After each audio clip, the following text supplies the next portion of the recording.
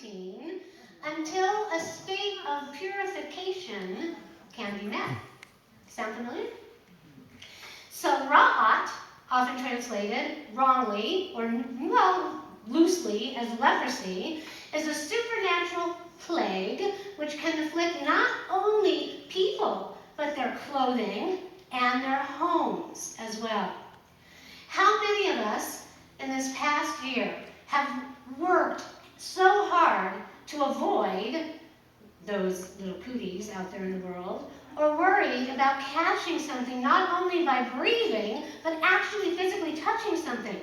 Avoided personal contact with others, refrained from hugging, shaking hands, and even going so far as to disinfect our homes and the bags that were coming in.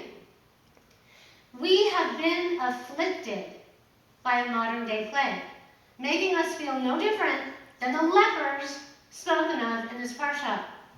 The isolation that has been felt while dwelling at home for over a year.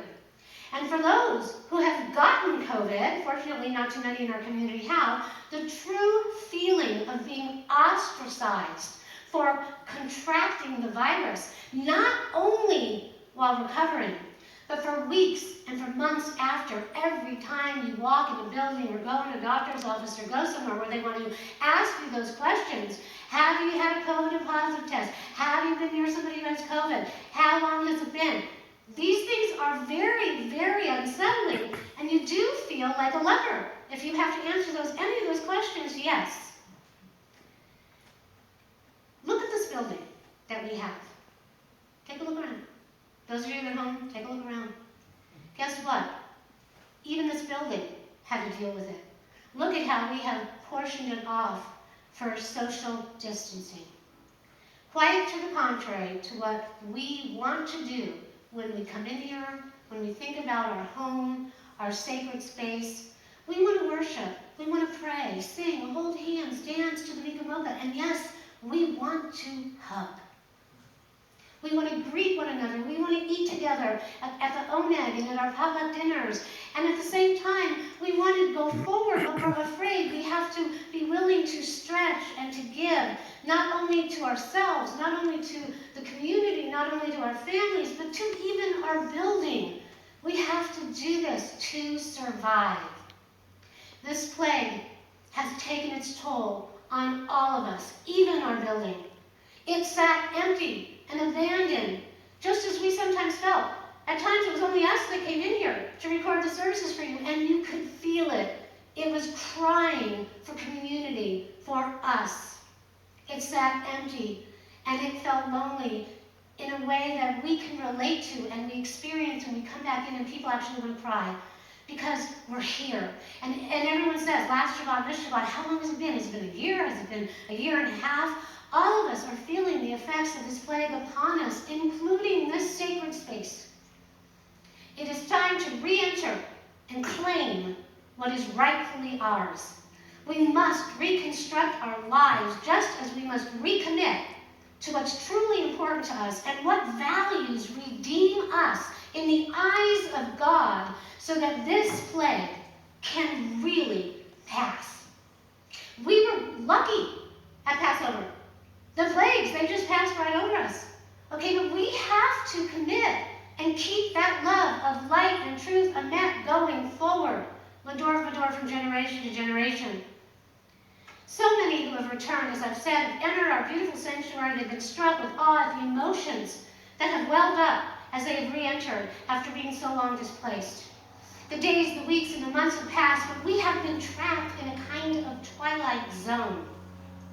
We need to begin to count new days and create new ways to reconnect and replenish ourselves.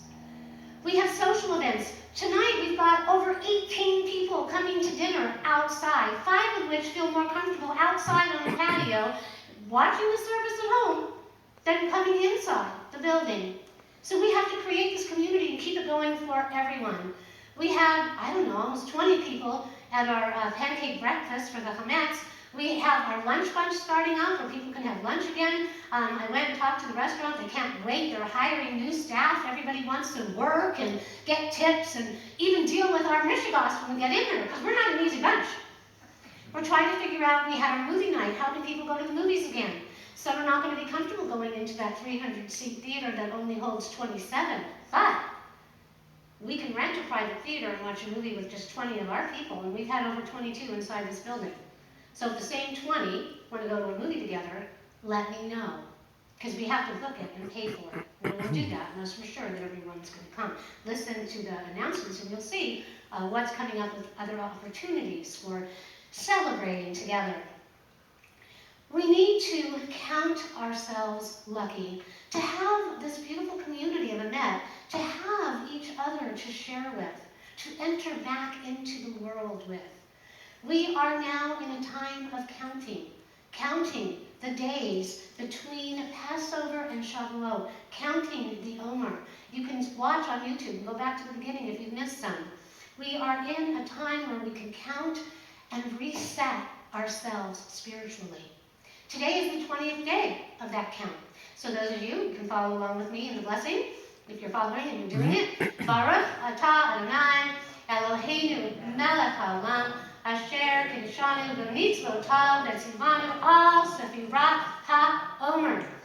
Blessed are you, Lord our God, King of the universe, who has sanctified us with his commandments and commanded us concerning the counting of the Omer. Today is 20 days, which is 2 weeks and 6 days of the Omer.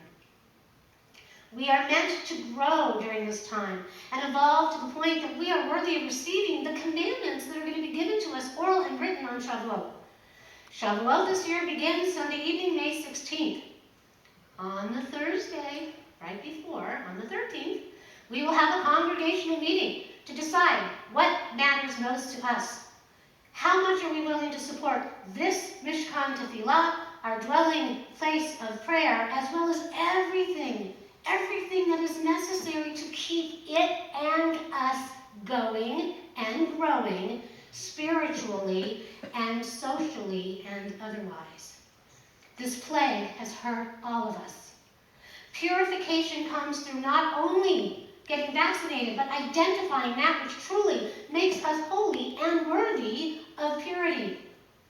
We have all worked so hard and given so much to know this community from scratch, in a world when people of faith committed to God and Torah seems to be waning, not only in Judaism, but in all faiths. Maybe the plague was put upon us to make us realize what is actually most important personally, collectively, globally. All of humanity needed to slow down, take stock of what truly matters and brings meaning to our lives.